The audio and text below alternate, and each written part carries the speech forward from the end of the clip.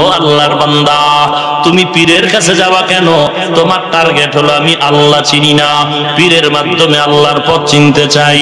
আমি ঢাকায় যাব, তোমাদের এখান থেকে যাওয়ার রাস্তা চিনি না, যিনি চেনেন তার কাছে গিয়া রাস্তার পরিচয়টা নিতে হবে, এটাই বাস্তবতা। আমার কাছে কোরআন নাই, আমার কাছে হাদিসের ইলম নাই, আমি আরবি পড়তে জানি না, আমি কোরআনের ইলম জানি না, মাদ্রাসায় পড়তে পারি নাই, বাবা আমাকে পড়ায় নাই, কিন্তু দিলের তামান্না আমি জান্নাত পেতে চাই। চিনি না জান্নাতের পথটা কেমন, জানি না কোনটা হালাল কোনটা হারাম, জানি না কোনটা জায়েজ কোনটা না জায়েজ। যারা জানেন তাদেরকে আলেম বলা হয়। শুধু আলেম না, আলেমের সাথে ইলম থাকবে, ইলমের সাথে আমল থাকবে, তাকওয়া থাকবে। এমন একজন জাননেওয়ালার কাছে আমি গিয়া জান্নাতের পথটা জানবো। আমি জান্নাতের পথ চিনি না, এমন আমল আমারে বাতায় দাও যে আমল করলে আমি জান্নাতের পথে আগায় যেতে পারি। যিনি পথটা দেখায় দেন একেই আরবিতে বলা হয় মুরশিদ। মুরশিদ মানে পথ প্রদর্শক। আল্লাহ তাআলা বলেন, মাইয়াহদিল্লাহু ফাহুয়াল মুহতাদ ওয়া মান ইউদ্লিল ফালান তাজিদা লাহু ওয়ালিয়াম মুরশিদা। ডাক্তার হতে চাও, ডাক্তারের ঘরে জন্ম নিলে হওয়া যাবে না। ইঞ্জিনিয়ার যদি হতে চাও, ইঞ্জিনিয়ারের সন্তান হলেই হবে না। ইঞ্জিনিয়ারের ঘরে জন্ম নিলে ইঞ্জিনিয়ার হওয়া যাবে না। ডাক্তারের ঘরে জন্ম নিলে ডাক্তার হওয়া যাবে না। ইমামের ঘরে জন্ম নিলে ইমাম হওয়া যাবে না। নবীর ঘরে জন্ম নিলে নবী হওয়া যাবে না। নবীর সন্তান যদি নবী হতে চাও, লেখাপড়া করে যোগ্যতা অর্জন করতে হবে। ডাক্তারের সন্তান যদি ডাক্তারের চেয়ারে বসতে চাও, লেখাপড়া করে মেডিকেল সায়েন্সের সার্টিফিকেট নিতে হবে। ইঞ্জিনিয়ারের ছেলে যদি ইঞ্জিনিয়ার হতে চাও, লেখাপড়া করে যোগ্যতা অর্জন করতে হবে। মুসলমানের সন্তান যদি খাঁটি মুসলমান হতে চাও, নবীর সুন্নতের আমল করে মুসলমান হতে হবে।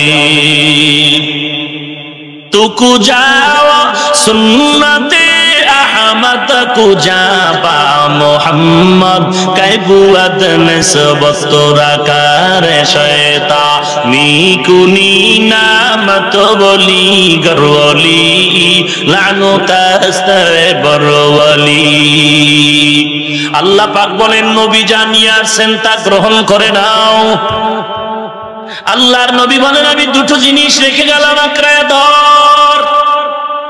ছোট সন্তান মা বাবায় হাঁটা শিখায়, হাঁটা শিখায়, হাঁটতে জানে না।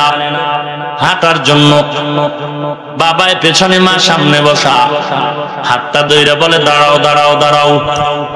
একটু দুই কদম দেয়, আবার ছেড়ে দেয়। পড়ে গেলে পেছনে বাবায় ধরবে, সামনে মা ধরো। ইদানিং কালে আধুনিক যুগে সন্তানগুলো হাঁটার জন্য বিভিন্ন মেশিনের তৈরি গাড়ির ব্যবস্থা হয়েছে। আবার সাঁতার শিখানো দরকার, না জানি কখন বিপদ চেপে বসে।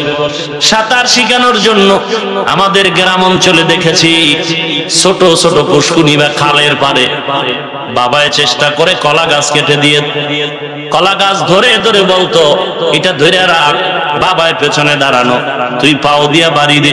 এইভাবে আস্তে আস্তে সাঁতার শিখায়। এরে নবীর উম্মতের দল, সুন্নতের আমল ছাড়া আল্লাহর পরিচয় পাওয়ার কোনো উপায় নাই। আল্লাহর নবী বলেন, আমি দুইটা জিনিস রেখে গেলাম, এই দুইটা যদি আঁকড়ায় ধরতে পারো, বিপদের বন্ধু দুনিয়ার কেউ তোর ইমানটারে কেড়ে নিতে পারবে না। এ যুবক, তুই আল্লাহর মহব্বত নিয়ে বল। তুই স্কুলে পড়ো, তুই কলেজে পড়ো, তুই ভার্সিটিতে পড়ো, তুই ব্যবসা করো, চাকরি করো, আমার দিকে তাকায় লাভ নাই। তোর লাইনে যুবক জীবনটা যদি চলেও যায়, এক ওয়াক্ত নামাজ কাজা করে না, ব্যবসায়িক আল্লাহর বান্দা, আজান হয়ে গেল, দোকানের সামনে সাইনবোর্ড, নামাজের সময় বেচা কেনা বন্ধ, চাপটা ফালাইয়া আল্লাহর মহব্বতে নামাজে চলে গেল। এরকম যুবক তোর লাইনে ব্যবসায়ী আছে না নাই? এরে যুবক, আল্লাহর গোলাম, তুই স্কুলে পড়ো, কলেজে পড়ো, আজান হইল, তুই বসে বসে মোবাইল চালাও। তোর পাশের যুবক ভাই দাড়িটা লম্বা করেছে, নামাজের সময় নামাজের একটা আলাদা কামরা আছে, রুম আছে, ওখানে গিয়া বান্দা নামাজ পড়ে আসলো। বল ছাত্র ভাই, তোর মুখ ক্লাসের মধ্যে এরকম নামাজি আছে না নাই? ওরে চাকরিজীবী ভাই, তুমি চাকরির জন্য পাগল, নামাজের সময় পাও না, জিগাইলেই বলো পড়ব পড়ব, অথচ সময় মতো আজান দিলে তোমার পাশের ভাইটা নামাজে দাঁড়ায় যায়, তুমি নামাজ পড়লা না। আমি এখন তোমাকে কি বলবো, তোমার লাইনের লোকটা যদি নামাজ পড়তে পারে, দাড়ি রাখতে পারে, আর তুমি যদি অজুহাত পেশ করে বলো আমি পারবো না, আমি বলবো তোমার কপাল পুড়ে গেছে, তওবা না করা পর্যন্ত পোড়া কপাল আর জোড়া লাগবে না। কয়দিন আর বাহাদুরি করবি রে যুবক? তোকে নামাজের কথা বলেছে, তুই গালি দিয়েছিস। তোর মা তোকে বলেছে রোজা রাখ, গালি দিয়েছো। বাবাই বলেছে, বাবার কথাকে তুই কর্ণপাত করো নাই। আল্লাহর নবী বলেন দুটা জিনিস রেখে গেলাম, আঁকড়ায় ধর।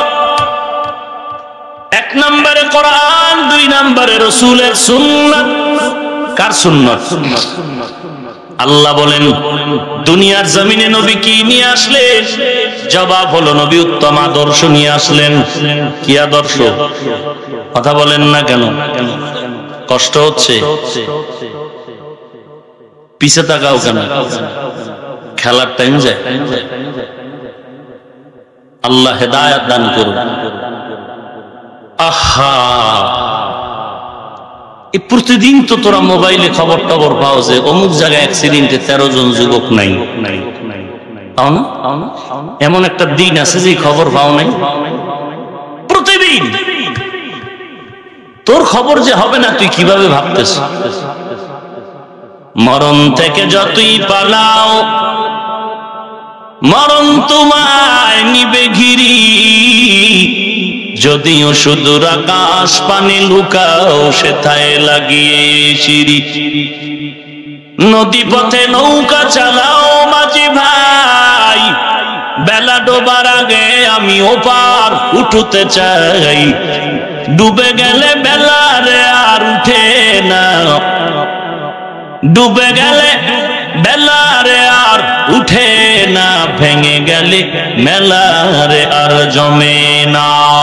सुने हाफिज बतू गुयम के गलताजा नमी मानम अगर मानम शबे मानम शबे दीगर नमी मानम दीप्त कण्ठे हाफिज कहे ফুলতা জাকি রয়ে কখনো এক রাত কি দুরাত রহে ভুল বুঝিস নে তোর জীবন ঠিক এমনি করে সঙ্গ হবে এই ভবের খেলা পরে রবে কোথায় ভাই যে যাবি চলে খোঁজ খবর কি থাকবে ভবে কোথায় গেল তোর দাদা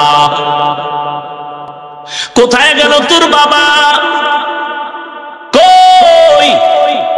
ডানে বামে বহু বন্ধু বান্ধব আজকে নাই কত বন্ধু নিয়ে এক প্লেটে খানা খেয়েছি ছোটবেলা একই মাঠে কত খেলাধুলা করেছি অনেকে দুনিয়াতে নাই অনেকে দুনিয়াতে থাকিও কাছে নাই খবরও নাই ও যুবক ভাই দুনিয়ার আনন্দ তুই বুঝলি আমি বুঝলাম না তোর অন্তরে যেমন গুনাহের দিকে আকর্ষণ আল্লাহর শপথ আমার অন্তর গুনার দিকে আকর্ষণ তুই যেমন খেলা দেখলে হাতে তালি দাও খুশি লাগে আমারও তোর মতো একটা অন্তর আছে আমার অন্তরে টানে তুই যেমন নামাজ বাদ দিলে মনটা ভালো লাগে কষ্ট করে পড়তে কষ্ট লাগে তা আমার কাছেও লাগে গান শুনলে কানে সুখ লাগে মজা লাগে এই ব্যাপার আমার মধ্যেও আছে এরপরও টুপি মাথায় দিলে মাথা করো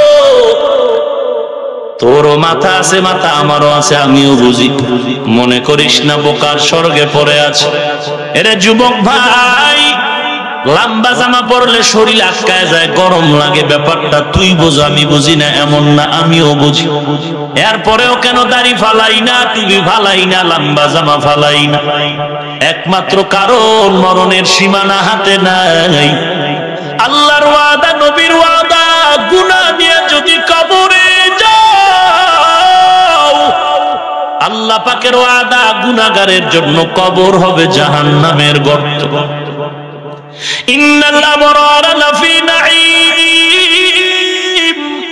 ওয়া ইন্নাল ফুজ্জারা লাফি